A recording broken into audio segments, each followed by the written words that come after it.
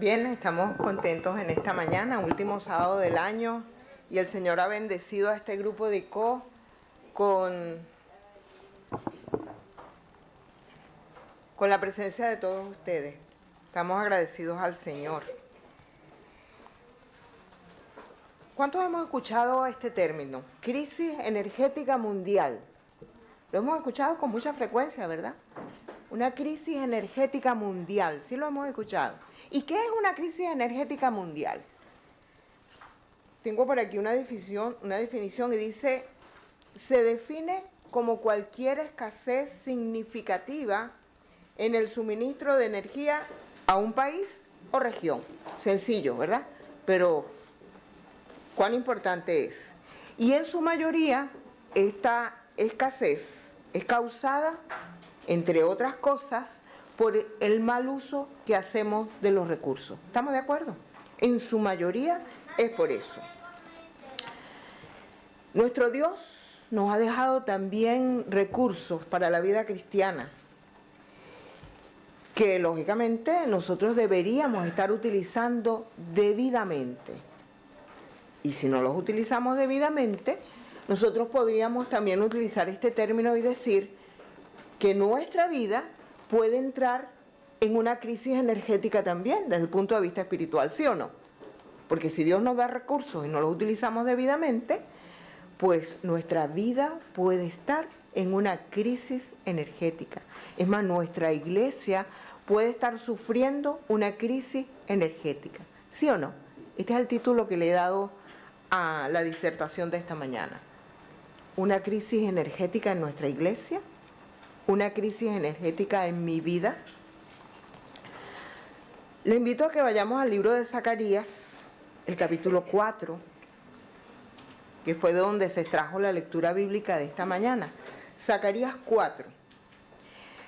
Zacarías, este profeta fue llamado por Dios para llevar advertencias y consejos a su pueblo a través de Zorobabel y Josué. Zorobabel era el gobernador, digamos, que administraba para Dios la parte civil, las leyes, y Josué era el sumo sacerdote.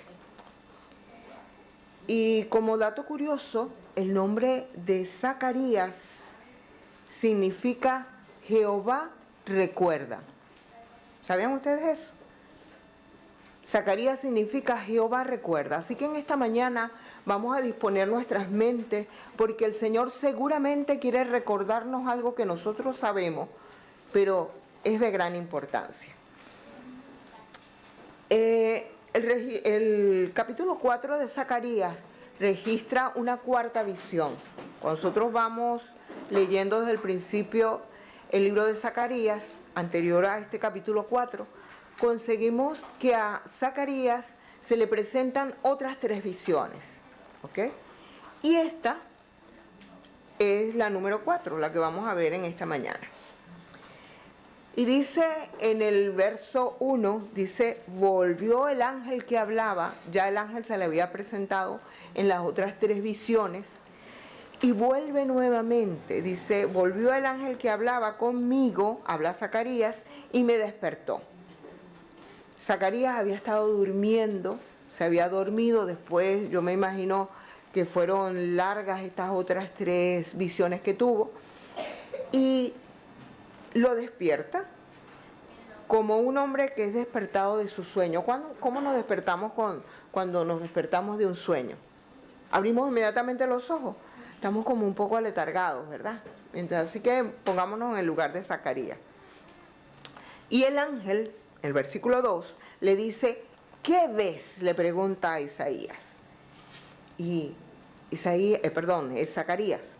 Su Biblia, ¿qué dice? ¿Qué fue lo que vio Zacarías? A ver, vamos a seguir la lectura. Y he visto, dice, un candelabro que era ¿de qué?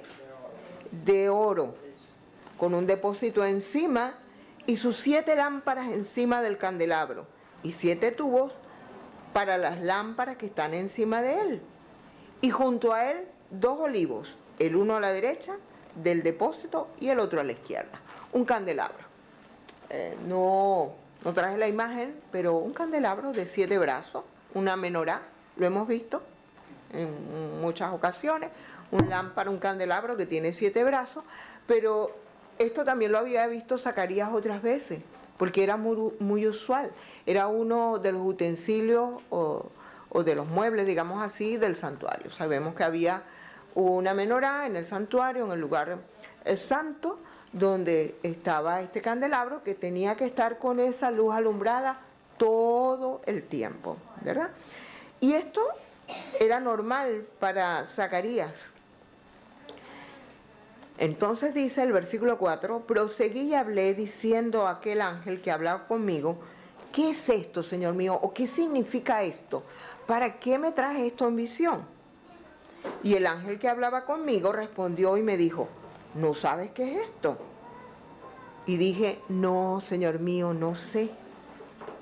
Entonces respondió y me habló diciendo, versículo 6, que fue nuestra lectura bíblica, esta es palabra de Jehová a Zorobabel. Notan aquí que Zacarías está haciendo una pregunta. ¿Qué es esto? ¿Qué significa el candelabro? ¿Qué fue lo que vio Zacarías? Un candelabro, 7 brazos, pero había algo que estaba como de más en esa visión. De más porque Zacarías no había visto eso así, ni se había presentado anteriormente. ¿Recuerdan ustedes que había? Además del candelabro que vio Zacarías, además del candelabro, habían 2 árboles de olivos. ¿Qué dan los olivos? Oliva, aceituna. ¿Y qué sacamos de la aceituna? El aceite de oliva, ¿ok? Eso no era usual. Entonces eso le llamó la atención a Zacarías y dice, Señor, pero ¿esto qué significa? Y vemos que en el verso 6, el ángel no le contesta directamente, sino le dice, mira, esta es la palabra que Jehová le va a decir a Zorobabel y por tu intermedio se lo debes comunicar. Y le dice, no con ejército ni con fuerza, sino con mi espíritu, ha dicho Jehová de los ejércitos.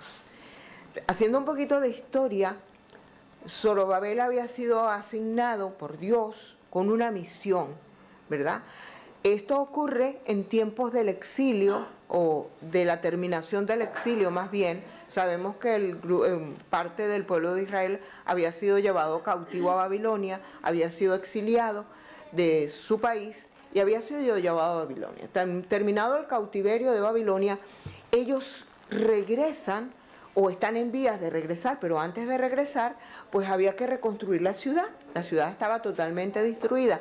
Y antes de reconstruir la ciudad, el Señor le indica a Zorobabel que debía construir en primer lugar el templo. El templo también había sido destruido. Y tenía que reconstruir el templo. Y el Señor le hace una primera advertencia. Le dice, mira, Zorobabel, yo quiero que tú entiendas que lo que tú vas a hacer, aunque es una gran obra, no la vas a hacer con tu fuerza. No lo vas a hacer porque tú tienes una gran cantidad de hombres y de ayudantes. No, porque no es con fuerza humana que vas a hacer esto. Eso tú lo vas a hacer porque con mi espíritu vas a lograr hacer las cosas que vas a hacer. Vas a lograr alcanzar la misión. A mí me llama mucho la atención que la palabra de Dios, aparte de ser universal, encaja en todos los tiempos. Y esta profecía no era solamente que para Zorobabel. Nosotros podemos encontrar en esta profecía o en esta visión también una aplicación para nuestra vida hoy.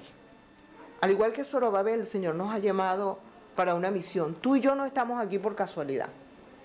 Algunos emigramos de nuestros países, no estamos aquí en este lugar hoy por casualidad. Estamos porque el Señor tiene una misión, tiene un propósito para nosotros en nuestra vida. Nosotros estamos vivos cuando otros ya han ido al descanso y estamos vivos porque el Señor tiene un propósito para nuestra vida. El Señor tiene una misión para ti y para mí. Pero tenemos que recordar, así como el Señor le recordó a Zorobabel, que lo que logramos o lo que hemos logrado hasta hoy, lo que vamos a lograr mañana y pasado, no es con nuestra fuerza. ¿Con qué fuerza? Con mi espíritu, dice el Señor. Y entonces el versículo 7 sigue hablando el ángel y le dice, ¿quién eres tú, oh monte, delante de Zorobabel serás reducido a llanura. Él sacará la primera piedra con aclamaciones de gracia a ella. ¿Saben que cuando Zorobabel llegó a reconstruir la ciudad, consiguió muchísimos obstáculos? Estaban los que luego llegaron a ser los samaritanos, ¿verdad?, haciéndole la contra, porque ya ellos volvían a su ciudad y estaban comenzando a reconstruir el templo, y consiguieron muchísimos contratiempos, al punto que ellos decidieron dejar a un lado la reconstrucción del templo y la abandonaron por un tiempo, dice la palabra del Señor en Esdras, y también Ageo lo cita, y el Señor les llama la atención por eso, que ellos descuidaron la reconstrucción del templo del Señor porque los enemigos no se lo permitieron, pero fueron a reconstruir cada uno sus casas. O sea, dejaron la reconstrucción del Señor y se fueron cada uno a sus casas. En el libro de Ageo el Señor le dice, sí, bien que hicieron ustedes. Mientras mi templo está desierto y sin construir, ustedes están allí adornando y decorando y edificando sus propias casas. Y yo que soy Dios, me han abandonado, me han dejado. El Señor les llama la atención. Pero consiguió Zorobabel muchísimos obstáculos. Y a esto se refiere el Señor, o el ángel cuando le habla aquí, y dice, ¿qué monte? ¿Saben que los montes, aparte de significar poderes o reinos también, significa también obstáculos? En este texto significan obstáculos. ¿Quién de nosotros no ha tenido alguna vez o tiene o está pasando por algún obstáculo? Algo que me obstaculiza a avanzar. Y estamos hablando de la vida cristiana, ¿ok? Me impide avanzar. Y yo quiero avanzar en el Señor, pero no me permite avanzar.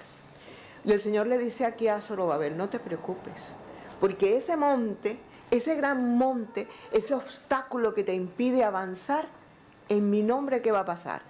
Va a llegar a ser una llanura. ¿Hemos visto una llanura?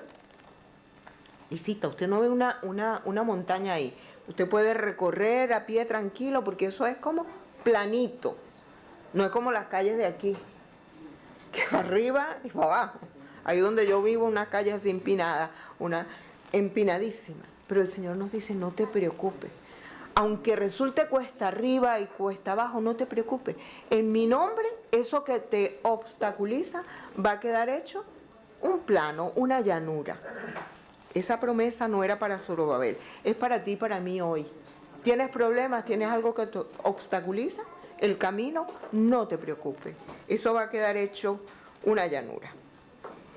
Vino palabra de Jehová, verso 8, diciendo, las manos de Zorobabel echarán el cimiento de esta casa, y sus manos la acabarán, y conocerás que Jehová de los ejércitos me envió a vosotros. Aquí el Señor le está reiterando una vez más a Zorobabel, mira, no te preocupes por los obstáculos, yo me encargo de eso. Y es más, la misión que yo te mandé a hacer, con tus propias manos vas a poner los cimientos del templo. Tú mismo vas a colocar las piedras, le dice a Zorobabel. Y así ocurrió, así ocurrió.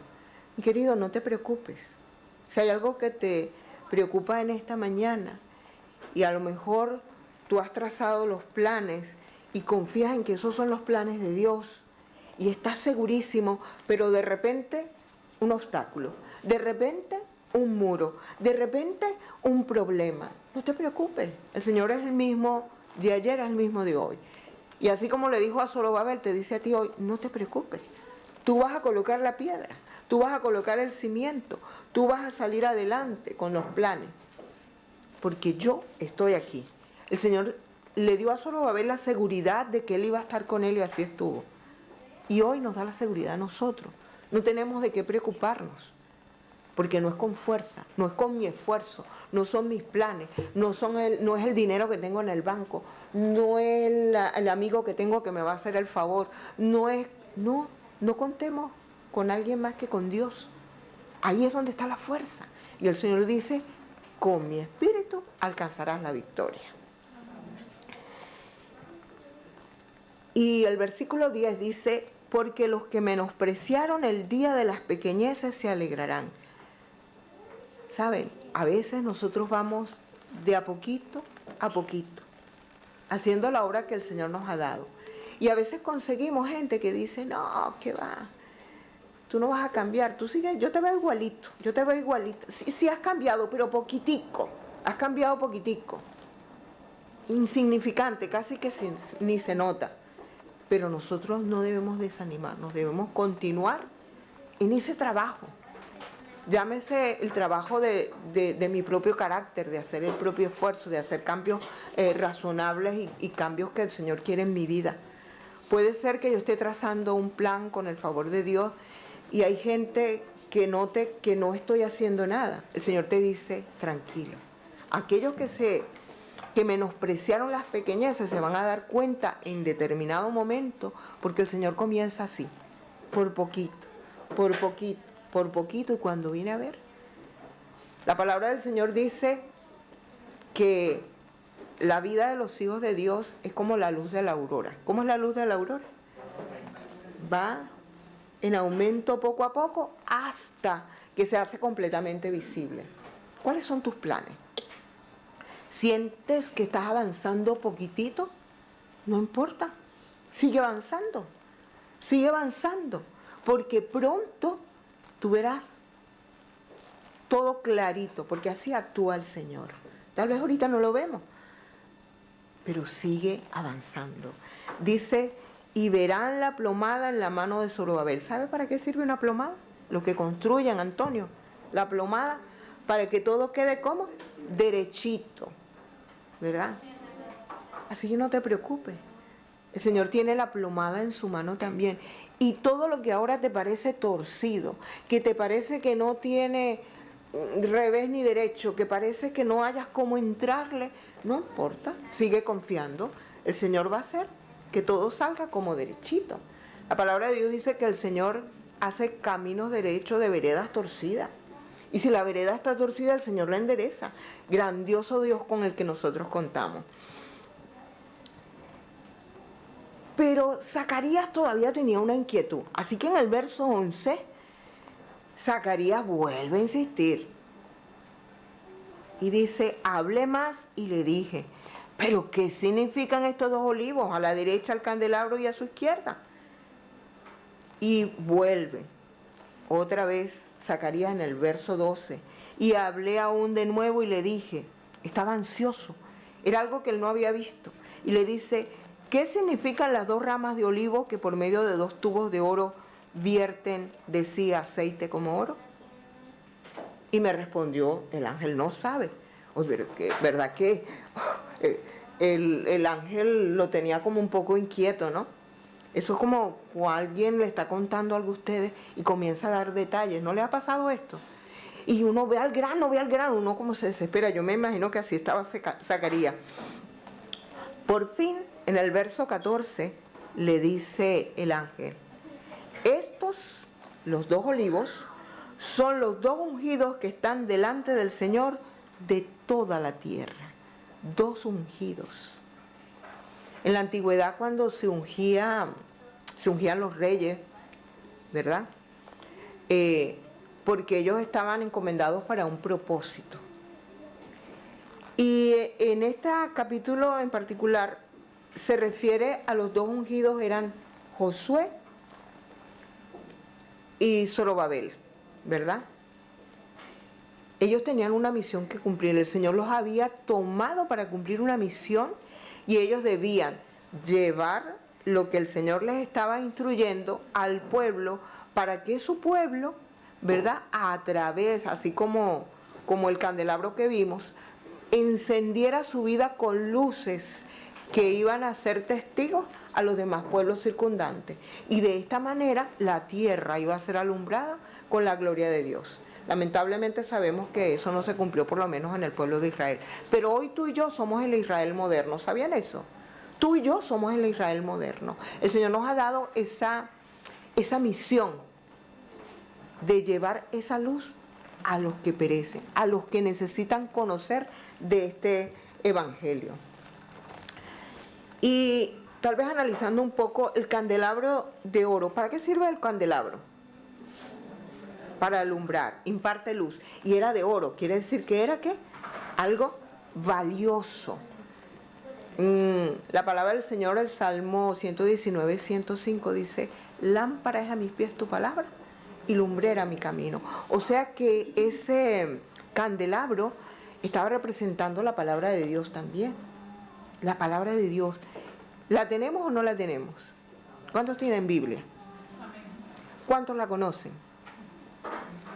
Ok, muy bien. Y él vio que tenía un depósito. Esto no era un candelabro cualquiera, sino que tenía un depósito. Si tenía un depósito, ¿para qué nos sirve un depósito? Para almacenar, para reservar, para tener un stock, ¿verdad? Para cuando, un momento de emergencia, siempre es bueno tener un stock, ¿verdad?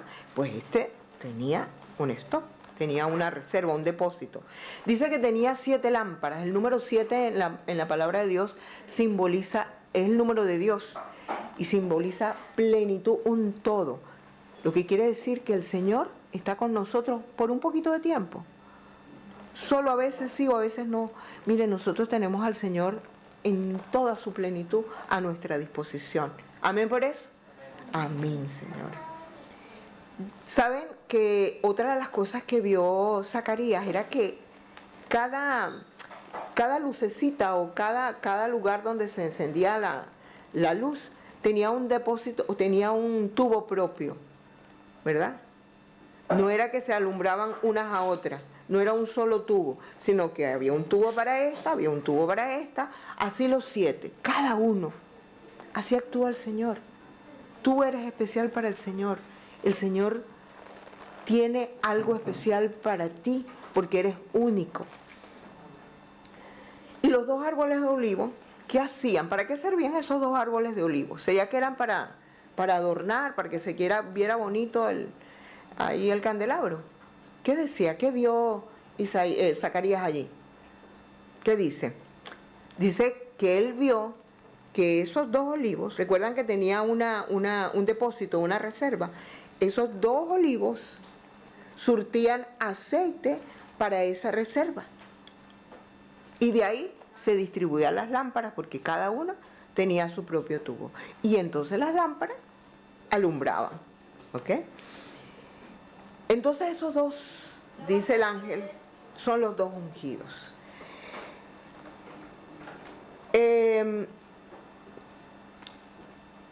Me gusta mucho que la hermana White, cuando habla de Zacarías, dice, lo asocia a una parábola muy conocida que también usa lámpara. ¿Alguien me puede decir cuál es? Hay una parábola. Hermana White lo asocia con esta parábola. Las vírgenes que usaron sus lámparas, ¿verdad? Las vírgenes que usaron sus lámparas.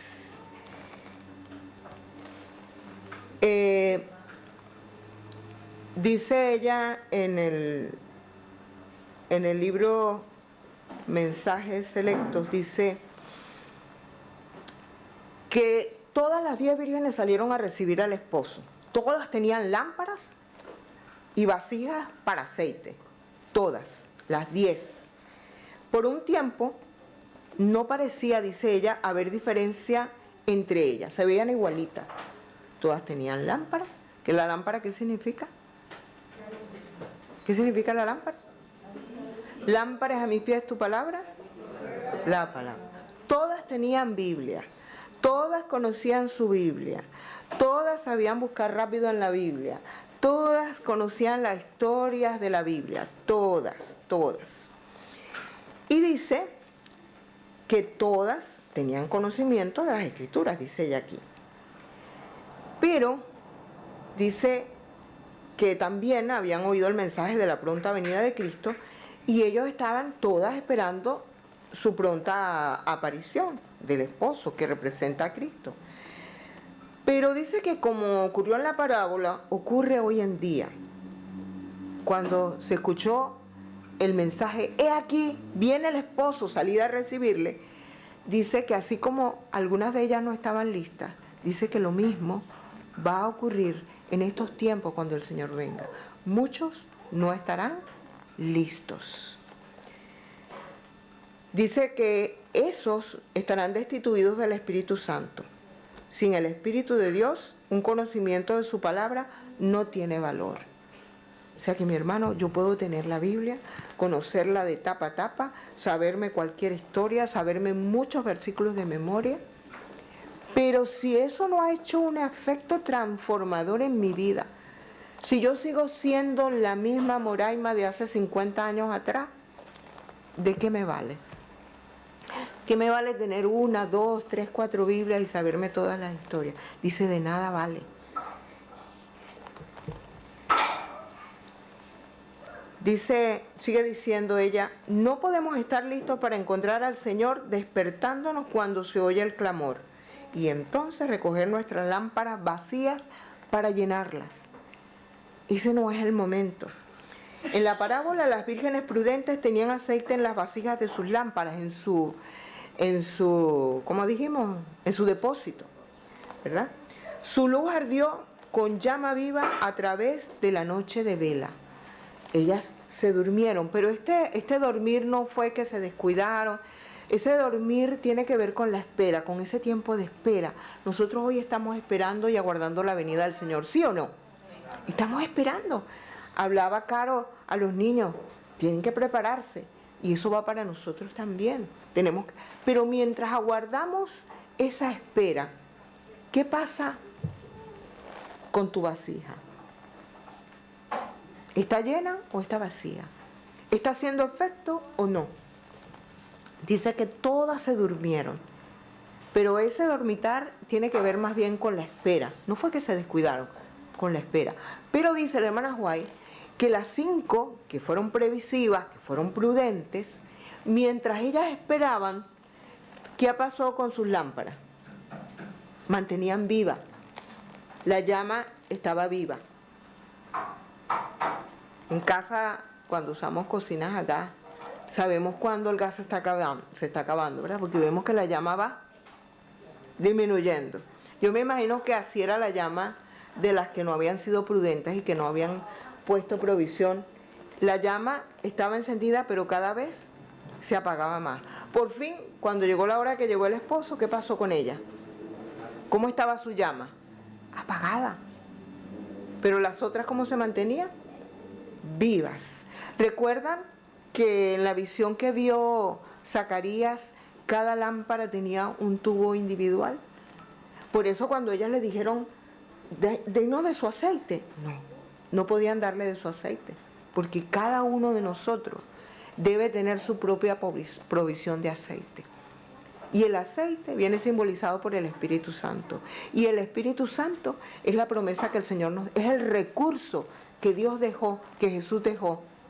Y yo me voy, dijo el Señor, pero les voy a dejar otro consolador, para que Él los dirija, para que Él los capacite, para que Él les hable de mí, para que así de esta manera ustedes lleguen a ser mis testigos, para que todo el mundo sepa que ustedes son mis discípulos, porque viven bajo la dirección del Espíritu Santo. Yo puedo conocer la Biblia, pero una cosa es conocer la Biblia y otra cosa es vivir de acuerdo a como dice la Biblia y que eso transforme mi vida.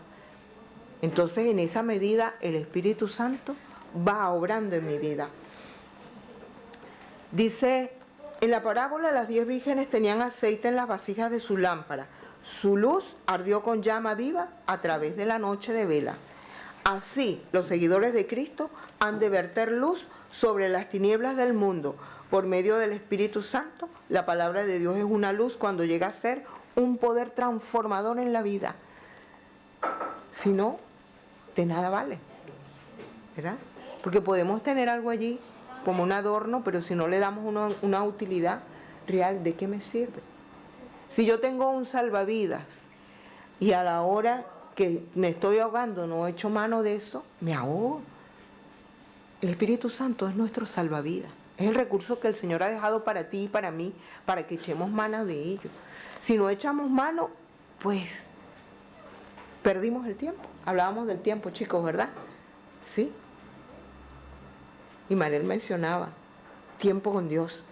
Yo les decía en la clase a los chicos, tiempo. ¿Qué es el tiempo para ustedes? Y ellos mencionaron tiempo con Dios. ¿Qué tiempo? estamos dedicando a Dios realmente un tiempo efectivo, un tiempo que produzca cambios en mí?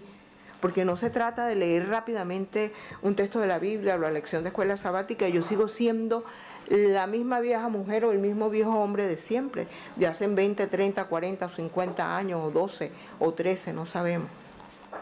Tiempo. Todas, dice, las 10 vírgenes están en guardia en el atardecer de la historia de la tierra. Todas estaban en guardia. Habían ido a recibir al esposo. Todas pretenden ser cristianas. Todas han sido llamadas, tienen un nombre, una lámpara y pretenden servir a Dios. Aparentemente todas aguardan su aparición, pero 5 son deficientes. 5, sorprendidas y angustiadas, se encontrarán fuera del lugar del banquete. Y termina diciendo en esta cita de la hermana White, somos representados ya sea por las vírgenes prudentes o por las insensatas. No conteste, pero ¿en qué grupo deseas tú estar? ¿Del lado de las insensatas o del lado de las prudentes? Y ella termina diciendo, les suplico que comiencen a investigar. Y hace una pregunta, ¿cuántos de ustedes tienen el Espíritu Santo de Dios representado por el aceite en la vasija de la lámpara? ¿Cuántos? Preguntémonos, ¿cuántos? ¿Tengo yo el Espíritu Santo en el aceite de mi lámpara? ¿Estoy siendo transformado, aunque sea poquito a poco? ¿Estoy permitiendo que el Señor transforme mi vida? ¿Estoy dejando atrás la vieja mujer o el viejo hombre que era? Porque si no, no vamos a avanzar. La obra del Señor, la obra del Señor va a avanzar, pero yo me voy a quedar atrás, afuera, como se quedaron las vírgenes insensatas. El Señor también nos ha llamado a una misión. Primera de Pedro 2:9 nos dice que nosotros somos linaje escogido, real sacerdocio, pueblo santo adquirido por Dios. ¿Para qué? Para que luzcamos bonitos aquí en la iglesia, sentaditos, encorbataditos y arregladitos. ¿Para eso el Señor nos ha llamado a ti y a mí? No. Termina diciendo Primera de Pedro 2:9, para que anunciéis las virtudes de aquel que nos llamó de las tinieblas a la luz admirable. Un día el Señor nos llamó, bien sea que hayamos nacido en el seno de un hogar creyente cristiano, pero el Señor de alguna manera nos llamó con un propósito, para que nosotros anunciemos, para que nuestra lucecita no se apague. Termino con Amós, en el verso 12, capítulo 4, Él nos hace un llamado. Solo quiero tomar este llamado. El Señor nos dice a ti y a mí, prepárate para venir al encuentro con tu Dios. Que el Señor te bendiga.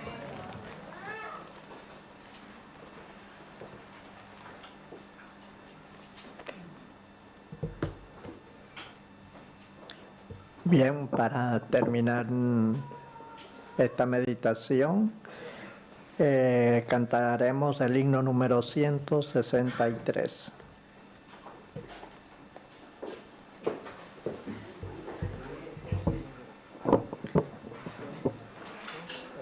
Cristo viene, esto es cierto. Por favor, todos de pie.